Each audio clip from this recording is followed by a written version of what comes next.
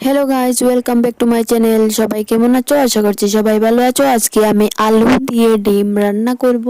তো এখানে ডিম সিদ্ধ করে নিয়েছি, পেঁয়াজ, রসুন, আদা পেস্ট করে নিয়েছি, কড়াই বসিয়ে দিয়েছি। এর মধ্যে দিয়ে দেব তেল, একটু নুন, হলুদ গুঁড়ো দিয়ে ডিমগুলো ভাজি করে নেব। ডিম ভাজা হয়ে গেছে, একটু তেল দিয়ে আদা রসুন পেঁয়াজ দিয়ে দেব।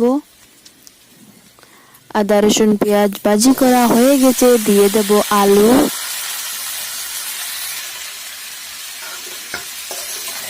লবণ, ভালো করে ভাজি করে ঢাকনা দিয়ে ঢেকে দেব।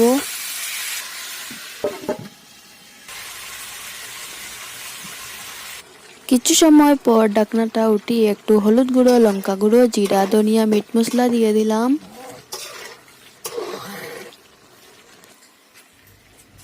ভালো করে ভাজি করে নিয়েছি, দিয়ে দেব একটু জল।